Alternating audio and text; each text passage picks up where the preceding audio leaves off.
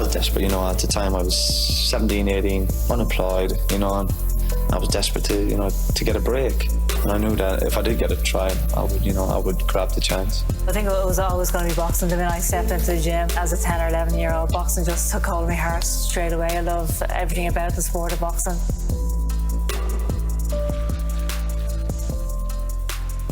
Hello, I'm Marie Crowe, and this is We Become Heroes, the RTE Sport podcast that explores how elite athletes and sports people reach the top of their game and the lessons that they learned along the way. I'm delighted to say that my guest today is jockey Davy Russell. Davy, thanks so much for joining me. A lot of the time they're former people who join me, but you're still going, you're still fighting the good fight and don't look like you're going to slow down anytime soon. No, I'm in a lucky position. Gordon, still wants to use me, and he's got some very nice horses. So, I always felt, through my injury that if I got to go ahead, I wanted to go back riding, and I wanted to finish on my own terms. So, luckily enough, I had the support from Gordon and all the owners, so it's great. Yeah, and the horses are in good form, and unfortunately now Jack and Jordan are out, which some people might think it's good for me. I would have preferred if the two boys were there because, it's a big yard. There's a lot going on and there's a lot of horses to ride. So, but at the same time, look, it's nothing I'm not used to. How's the body? Yeah, good shape.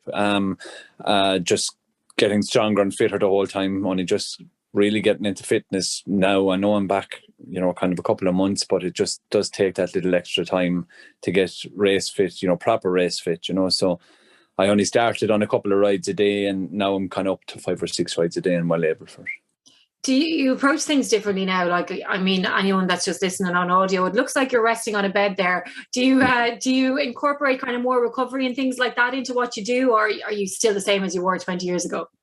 No, pretty much the same. The reason I'm resting on the bed is I'm hiding from about half a dozen children. So, no, but it's pretty much the same. To be honest, I used to be an awful man for taking a snooze in the middle of the day. I really did. I used to struggle an awful lot with my weight, and I felt that if I was hungry, I was better off sleeping through it rather than torturing myself through it. So I was a good man to get a nap in the middle of the day. But now, unfortunately or fortunately, whichever way you look at it, there's always something to do. It's either the kids have to be picked up. My wife is working full-time as a teacher. So, we're literally up at 6 every morning and it's boot to the board after that. So, but on the day of a race, I like to have everything, that it's my own time and prepare properly for it. That has never changed, It's been a strange time for racing, I'd say, probably over the last year, really. A lot of controversies. You mentioned, Gordon, there, that controversy has been well discussed at this stage. The latest one was that there was a raid on a farm in Kildare and there were some substances found there. A lot of well-known trainers were caught up in it for different reasons. They have all explained why they were there or why their horse boxes were there. But at the same time, there's still a lot of suspicion around the sport now because there were so many people involved. And also the fact that journalists like Paul Kimmage and David Walsh have started to shine the light on the sport. And anyone that follows journalism, sports journalism, sport in general will know that the likes of Paul and David, when they have gone down a certain road, often they find things that people unfortunately try to hide. Just in terms of your thoughts on racing at the moment and the current controversy, David, is it something that you're concerned about, the fact that there seems to be almost, a bit of a murkiness around the sport at the moment? Look, a couple of things to take from all them points. In circumstances which look, detrimental, there is always light at the end of the tunnel, and there are always reasons and there's ways out of it, that can often be used to your benefit. Taking, for instance, the Gordon case, at the time we felt that was it, but we had a lot of support from a lot of very good people all around the country and also in England, owners and things. So, we came out through the other side of that. So that's a plus, and we'll be bigger and stronger for it, and we'll learn our lessons as we go along. The current one, to know the ins and outs of it, I don't know exactly the ins and outs of it. I really personally don't feel it is as major a thing that it's been made out to be. Okay, yes, there are bits of it that are not right and that nobody agrees to or should be doing. But at the same time, it's in good hands. And I think it's a positive thing that them journalists are, able to get in and expose these things, because from a writer's point of view, I'm a jockey, and I'd be always going with my jockey's hat on. I don't intend in training horses. So from a writer's point of view, the safety of the horse, the animal, and the man on his back, or the people on their backs on a daily basis, would have to be to the fore of everybody's mind. And if something like this can make that a bit safer for everybody, then there's pluses to take out of everything. And I'm sure at the end of the day, they'll come to the right.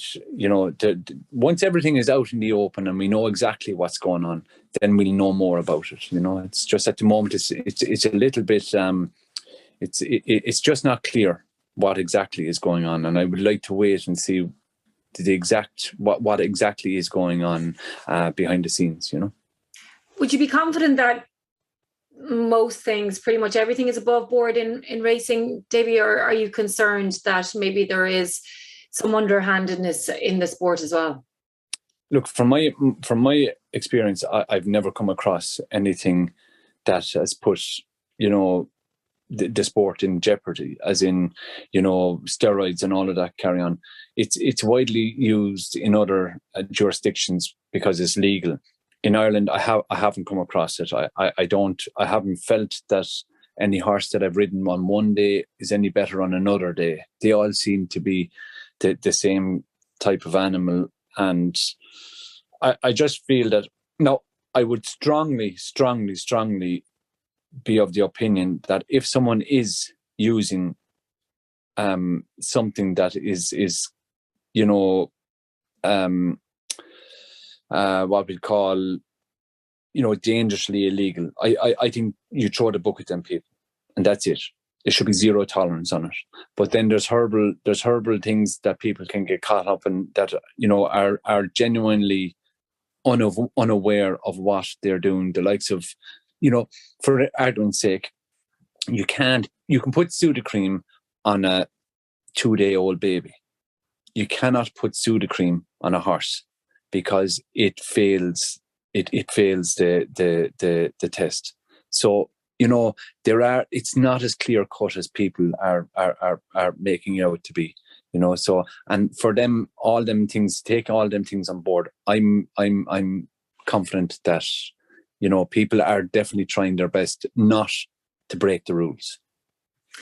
Okay, well, this is about you, Davy. So we're going to park that and we're going to move on to your career now, because it has been a long one and quite an interesting one. And your whole background actually is quite fascinating. So I'm going to go right back to the start. What was your earliest memory of sport? I suppose my parents, my mum and my dad, we were a sport-orientated family. Everything that, from getting up in the morning to going to bed at night was either a match or a race meeting or something to do with sport. Dad was a mechanic, but always had horses around the place. We had a garage. He sold cars. We had a garage with a shop, and Mum was from a farming background in Kells in County Meath.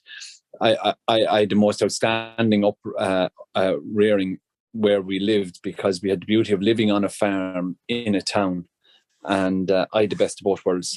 I could run my pony and ride him a mile and have 6 miles of a beach, and then I could walk 500 yards the other way, and I'm in the centre of a quite a large town. So I had a fantastic childhood. It was always kind of going to Páirc Uí Chaoimh. Dad never travelled us to Killarney for Munster finals, but we always went to Páirc Uí Chaoimh. We always went to an All-Ireland final or an All-Ireland semi-final, especially when Meath were playing Cork in the football. With my relations up there was always a huge banter there, and everything was fun. Dad regularly went to point-to-point meetings, regularly went to not so much race meetings, but Sunday was for point of points or a match, basically. So that was our childhood. That's what I was reared on. And the only thing I can remember as being a young lad was that I was like an extra limb on my father. I was, wherever he went, I wanted to go. So that was it. That sounds pretty idyllic. All right. So from a sports point of view, then, who were your heroes? Like, what teams did you follow? Did you have posters on the wall? Who were they? No posters on the wall. It was hurling or football, basically. It was Teddy McCarthy. It was Dennis Walsh. They were like, I was kind of, 11 when Cork done the double. I had a fascination with Ger Cunningham in goal. He always won the long puck competition. He was, his name was in the paper. And then, what you hear about Christy Ring, and then you hear about JBM, like Jimmy Barry Murphy. Like, he was. God. you can have your Georgie Bests and everything, but Jimmy Barry Murphy in our house was the man. Do you know what I mean? And then Shawnee, I would have heard stories of Shawnee O'Leary, and as a young lad we won a county final, and there was a lad in town was living in America, and they flew him back for the county final, and it was there was an aura about it. Donald O'Grady coached Cork to win, or coached Youghal to win a county final, and then kind of to see him coaching Cork to win All Ireland finals, it was all kind of very familiar to me, so I was comfortable in that setting, and it was always good crack to go to a match. Dad would say, when the whistle blows, be at the car or I'll be gone. And it was the same point to point, when they passed the line, before, even he'd be warning us when they're jumping in the last race, be at the car or I'll be gone. And I'll be honest with you, Maria, it was often he left us there, or what he would do is he'd get in the queue to get out the gate, and we'd have to run down and get into the car, So it was probably Jimmy Barry Murphy, I think, was from a young age. To me, he was God at the time. And then when he got a little bit older, it was kind of like Charlie Swan, Richard Dunwoody, Adrian Maguire, because I got the opportunity to see Adrian Maguire in a point-to-point on Sunday, and all of a sudden here he was riding winners in Ascot and places like that. So again, it was I was very familiar with the name of Adrian Maguire. To watch him one, Sunday in a point-to-point, and next thing, a couple of weeks later, here he is winning a Gold Cup in Cheltenham. So what did you play? Was it just hurling and football? Were there any other sports? No, it was basically hurling, football, and ponies. Soccer wasn't a huge thing in our town at the time. My friends, we played in the backyard. We played soccer, or the back garden, because I wasn't big enough to play hurling or football, so it was easier to play soccer.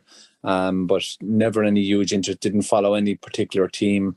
Had a little draw for Liverpool, but if I had to nail my colours to the mast, it would be Liverpool. But no way of following them as such. Yeah, probably because they were red as well. Probably. Yeah. Yeah. So where did you play? Like, what position were you? What kind of hurler were you? What kind of footballer were you? Give us a situation here. I was a corner back, and I didn't have much hurling, but I could maybe prevent a corner forward from hurling. And that was basically my job, and happy enough to do it. I was the kind of a person that I'd go to every training session, but I wouldn't exactly be the first pick on the team, But we had some lovely hurlers around me. Now, even when I was in school, we had a great team. No one really burst onto the intercounty side, but we had lovely hurlers, in school, and even my age group, we won plenty. We won these Cork finals on the way up, and still to this day, all the lads are around town, and we're still, buddies and pals, and it's amazing. I take my own kids up to the pitch, and same lads, same kids, all back at it again, so we're under sixes there. We're stopped at the moment now, but Sunday mornings when racing was a bit later, I was able to go up and have the crack with the kids, Let roar at them every now and again. Yeah. So when then did you maybe realise that you had a bit of talent and that you could potentially go on and have a career as a jockey? I tell you, as regards talent, I was able to ride my pony. I only had one pony at a time. I had two ponies. I had one smaller pony, and then we sold him, and I bought another pony. And there was pony racing in town, down on the Slob Bank, we'll say, a couple of years, and then it moved up to our own farm. We had pony racing around there, so that kind of drew me into that. Dad always had a runner or two, so I was always kind of looking towards being a jockey. But as regards talent, it took me years. I got my first ride when I was 16. It was a horse of our own. I used to ride her up before school, and she ran once. And then I was riding out in local trainers and got the odd ride here and there. But it took me until I was 19 then before I rode my first winner. And that was just pure luck. It was a spare ride on the day. And after that, it was just kind of, I rode my first winner in Tallow. And then the next Sunday, I rode another winner. And the Sunday after, I rode another winner. And then the Thursday after that, I rode my first winner on the track. And it kind of snowballed from there. But to say that I realised I had talent is just, before I rode my first winner, I was just one of the young lads inside the weigh room. And then you didn't really get time to think about anything. And I was just lucky enough to keep tipping away. And I always said that there was a friend of mine, Sean O'Donovan, he's out in Saudi Arabia at the moment now, and he always told me that on my gravestone, my 7 pound claim would be written on my gravestone, that I'd never lose it. So, but and it was always in my head, you know, I lose my claim, and then you're a jockey. Like, you know, when you lose your claim, you've kind of made it a huge achievement. And I lost my claim, and then I turned professional, but never really sat down and thought that I was the one that everybody wanted, or that I was doing what I was doing. I was just capable of riding winners, and that was it, you know. So when you were about like 16, so that like 16 to 19, I'd imagine that you wanted it, though. It was what you were hoping for and what you were dreaming of. But did you work at it? Like, were there things that you did to try and get there, or did it just follow a sort of a natural progression? To be honest, no, I was starved for it. I was absolutely obsessed. I really was. There was nothing else in the whole wide world that I wanted to do. I only wanted to be a jockey. So I can clearly remember, we had no videos or replays at the time, but even riding out as a 16-year-old, and you know, when you're 16 and you're a jockey, you're supposed to be a man. You know, you're supposed to be grown up and you have a lot of responsibilities, but we're still very childish in our ways. So I was obsessed with style. So I wanted to ride with my toe on the iron, with a certain, you know, a straight back. I wanted to be very stylish over an obstacle. And that's the one thing that I worked really, really hard at. Unknown to myself, in the morning when you're trotting down the road, there's a shadow of you and the horse. And I used to be obsessed by looking at the shadow to make sure that my back was in the right place, that everything, when you're galloping, you don't get time to do these things. You're concentrating on other things. But when you're trotting down the road, I used to watch Richard Dunwoody, and I used to be fascinated on him walking around the parade ring. Everything was very structured with him. He was just straight back. He was up straight. His shoulders were back, and he was looking, concentrated on what was ahead of him. And I styled myself in that kind of a mold, and that's more or less what I really concentrated from a young age, was style, and then getting to know horses. You know, you can be the most stylish rider in the world, but unless you know what you're doing, you know, unless you have a feel for what you're doing, it's the same with playing hurling or football. You know, you can be the tippy-tappy hurler all you want, but unless you can read a game, you're not going to go to the next level. So I was then, you know, with experience and everything, it just fell that I was able to ride winners, and that was basically it. You know, I didn't really at any stage think that I need to do something about it to make me ride winners. It just kind of happened, you know.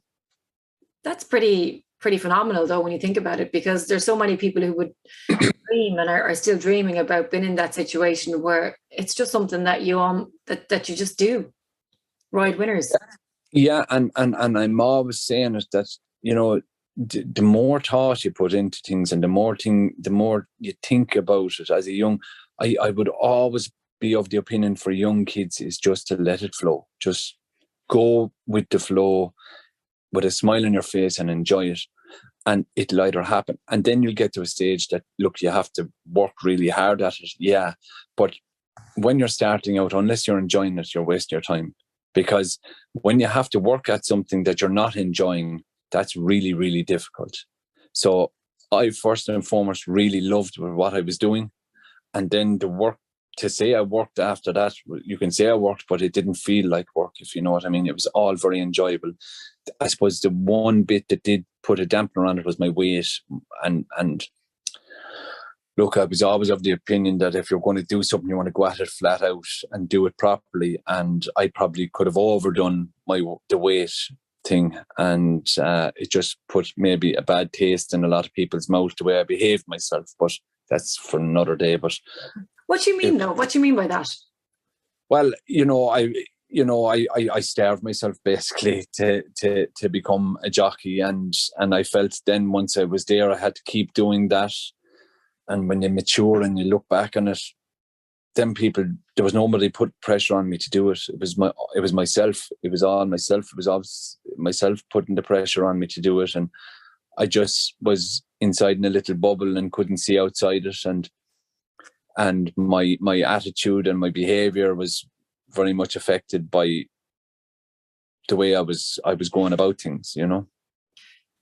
So if you're starving yourself, I'd imagine, when I'm thinking about it, are you living when you're starving yourself? Not a bit in the world, no living at all, but at the same time, I'm having so much fun. I'm living in the moment. I don't need to live. I'm doing exactly what I need to do. So I was never sad. I was never depressed. I was never upset by doing it. I wanted to do it because of the enjoyment I was getting out of it when I was doing it. So I would go to a race meeting. I would be like a tyrant to everybody around me. But when I'd leave the race meeting, I'd be very happy because I'd be after having success. I'd be after riding a winner. I'd be after having 4 rides. I would be after riding for, the best trainers in the country. What more do you want? And I was very happy with doing that. But when I got in and I was wasting and I had to ride on the day, I was angry and, I didn't come across as the nicest person in the world. But when I went home, I couldn't understand why everybody was upset with me because I was happy out, So how do you change that then? Does somebody talk to you? Yeah, I will talk to you. You're told and you lose a job and, you lose another job. And then, kind of 20 odd years later, you realise that you're a little bit thick in your ways and you just relax and the whole picture gets wider and bigger and you meet a beautiful woman and you have kids and life is just all that little bit easier, Do you regret those years? Sure. Can I regret them? Sure, they molded me into the person I am now. So whether that's a good or a bad thing, I don't know. I suppose I'd be better off to have them left behind me than have them in front of me. Do you know what I mean? So I'm still enjoying myself. I'm still having fun. I'm just eating more food. So look, you obviously have the wisdom that comes with experience and age. If you see somebody now who reminds you of yourself from 20 years ago, do you say it to them or do you just let them figure it out themselves? No, I would hate to see someone go down the same route, but it's different times. And I would like to think that they have a lot of people to help them and they're available to them to help them. And, I suppose a huge thing in my life was I met a dietitian on a night out. He told me a couple of simple things, Dan Davys, and that just opened my eyes to a whole new world, and I would hope that them young lads now would have that when they're 16 and 17. Do you know what I mean? Whereas it took me till I was 28 or 30 to find that. Do you know what I mean? But that was just the time. That was the time we went running around in sweatsuits and we went to saunas and we done all the wrong things the wrong way. But now they're putting themselves in a position not to go to saunas. And there's a thing happening at the moment, and I hope it goes ahead. that the saunas may be closed in race courses because they were closed through COVID. And you know, you didn't realise when they closed the effect it would leave on the Wareham. The Wareham is a very happy place at the moment. Lads are getting on an awful lot better to each other. It's a new breed of jockey, yes, but I don't find the same aggravation and the rows and, jockeys just go out and have a few drinks afterwards and they get drunk and then they put on 6 pounds and they might have to lose 8 pounds before they go back riding. And, jockeys were angry with nobody under the people around them because we are all we have, the people around you. So, and I find, I suppose jockeys definitely aren't drinking and partying as much as they used to, but they're definitely not wasting and sweating as hard as they used to either, which is a huge thing. And it has made a huge impact on the Wareham itself. The Wareham is a happier place for me anyway. And for what I see around the Wareham and the lads that are around the Wareham in the past couple of months, I see a lot of happier people, Sounds good, especially because there has been a bit of a spotlight, Sean, on the Wayrooms as well over the last couple of months as well. But I'll have to say that's not in Ireland. Yeah. And I took a conscious thing of asking a lot of the riders, were they ever put in that position, including Rachel and a couple of other female riders and young lads. And even I was always afraid that I may have been angry with some of them and may not have been as nice to them and may have affected them.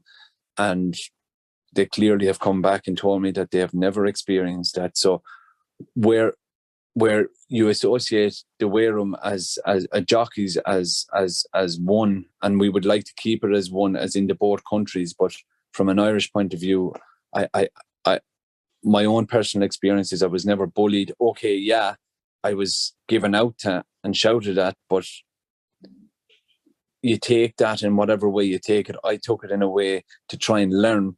But anybody that shouted or gave out to me the next day they didn't hold a grudge. Do you know what I mean? It wasn't a constant battle. Do you know, it wasn't a constant niggling. I've never seen that. I have left a couple of Fs and blinds out of me during a race, after a race, when you pull up, but you simmer down, you have a think whether you're right or wrong. They might have a think whether they're right or wrong. Apology, accepted and move on, but it seems to have lingered a little bit longer in other Warehams, but that's not for me to talk about. I'm only trying to be worried about the Wareham I'm using the most, and the little bit of looking into it I've done, nobody has been affected in that way. That's very good to hear. We are here to talk about you, and we keep veering into other topical things. So look, on your career, when you look back on it, what do you think was the biggest setback that you had to overcome? Oh, sure. Look, setbacks are only setbacks for very short periods of time, and next thing you can turn them into positives. Do you know what I mean? So I don't really like to dwell on setbacks. There's injuries. You might miss a horse. You might miss this. I suppose setbacks for me personally, one that kind of sticks clearly in my mind is I'm kind of 5 or 6 ahead of Ruby, maybe 10 days races left, 10 days of racing left. I'm 5 or 6 ahead. I get a fall in Fairhouse and I break my wrist. Ruby goes from being 5 behind to being 5 ahead. I get back before the end of the season. I may have got a winner or 2 back. I can't really remember exactly. Ruby is a mind for that. He'd tell you exactly how it played out, but he's good at them things. I'm not. I remember being 5 ahead and all of a sudden I'm 5 behind. I come back after breaking my wrist after kind of 8 days. I'm back riding. I lose the championship, but I also get a phone call from Charles Burns. I was finished. I just couldn't take any more. the pain was too much, and he said, I want you to ride a horse for me. You can ride him with one arm. It doesn't matter. He says he'll win. And it was Solwit. And then Solwit went on to be a huge part of my career. So on a Thursday in Fairy House, I break my wrist. I don't be champion jockey. But on a Friday in Punches down at the festival, I come across one of the greatest horses that I've ever ridden. So, sure, I'd be always trying to look at the positive to come out of some way, shape or form. Do you know what I mean? And you'll move on and you'll get over it, So setbacks, that was a setback, but then there was a positive at the end of it. So who had the biggest impact on your career then?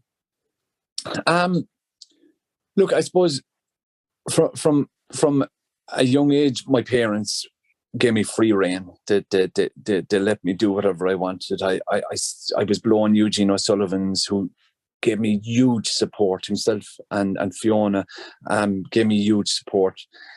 They set aside a horse in the yard for me to ride on the race course, because I was working in the yard and I was working hard, and the more work you do, the more rewards you can get that way.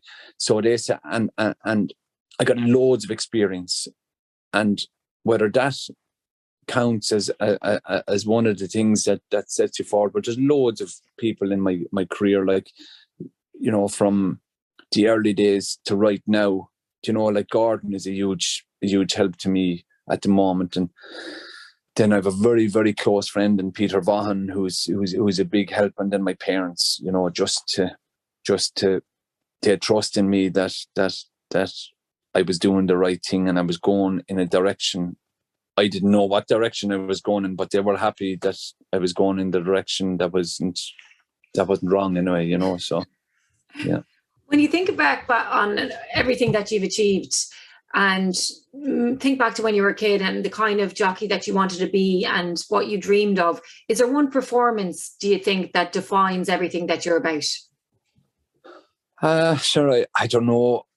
Like, I've dreamed about winning a Grand National, for instance, since I was a child, and I don't want to make it sound a little bit childish, but like I dreamed of winning a Grand National. I dreamed of it and dreamed of it up until the day I won it, and I was 37 or 8 when I won my first Grand National. So I'll just tell you how childish we can be at times. But winning a Grand National on Tiger Roll was pretty special. But there were rides there that I would be really proud of. And, sometimes they may not be winning rides. You'd be getting the maximum out of a horse for a small owner or a small trainer, and they can be just as satisfactory as, well, maybe not as much satisfaction as winning the biggest race of all time for, one of the biggest trainers, for the biggest owner, one of the biggest owners that we've seen in the game. And, all them things are very special, and I appreciate them. And luckily enough, I won it at a time of my career that I was able to appreciate them, and what all them people in between had done for me, What for you then is your greatest success, do you think?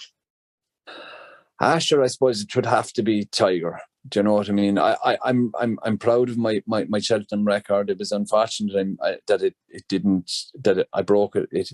I missed it 1 year that I didn't ride a winner there, but I always came out of Cheltenham with a winner for any whatever number of years. But I suppose winning a Grand National on Tiger Roll kind of was very, very special. I personally didn't think he could win a Grand National. I didn't think. I thought he was quite the opposite to what you needed to win a Grand National. But it just worked out. Luckily, that didn't have an effect, and it doesn't really have an effect on my riding. When I get to the start, it's a blank canvas. Do you know what I mean? And I try to use every start of every race as a blank canvas. Even if you don't feel that you're the best horse in the race, you kind of have to ride him to be the best horse in the race. And that's the way I've always kind of tried to ride horses. And to be honest, before going out to Tiger Roll, I was looking at the time of the flights, And I was saying, oh, Grant, he'll probably fall at the first or the second. I'll be back in quick and I'll be able to make the flight on the way home. Little did I know that I was going to the airport with the man that owned the airline that we were flying back with, and we were still going to make the flight, you know. So, you know, all the things are you know, that was just a very special. Both years were just as special, you know. The next question is a hard one now, and I'm curious to hear your answer. What will be your legacy?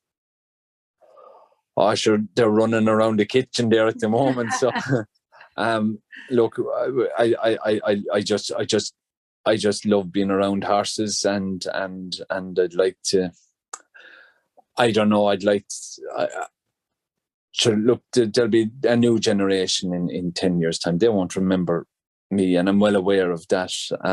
So I'm happy enough to live in the moment and maybe continue on. I don't want to do anything else. I just want to be around horses, and hopefully in 20, 30 years' time, or however long it is, I'll still be around horses, and people will be, you know, whatever it is. I don't know what it's going to be, but hopefully it'll be that, you know, people will just say that he won 2 Grand Nationals and that was it.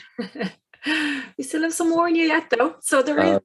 I have a bit of School Tiger the other day now, and there's a bit more left in him too. So, you know, I just wouldn't be writing them off yet. Very good. And we're not writing you off yet either, because you have not retired. So for you then, what's next?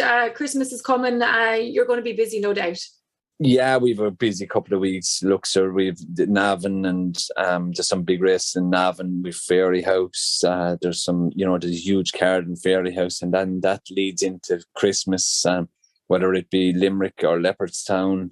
You know, both race courses are very important at the Christmas period, and then, you know, you kind of look at, there'll be a Thyestes in there, stuck in the middle of that meeting, and a couple of very important meetings in Gorn, and that'll lead on to the Dublin Racing Festival, and then you're back into Cheltenham, Aintree, Punchestown territory. So, you know, it's just, I'm involved in a brilliant team with Gordon and all the owners, so it's just keep the ball rolling away there, you know. Happy days. Well, look, thank you so much for coming on and for sharing your journey and for sharing your story, and also for all the great memories as well. You say that in 10 or 20 years, people aren't going to remember you. Well, I'm going to disagree with you there. People are never going to forget you or Tiger Roll and all of those great days as well. So thank you very much, Davy Russell, and thanks everybody for listening, watching as well. Please leave a review, like and subscribe.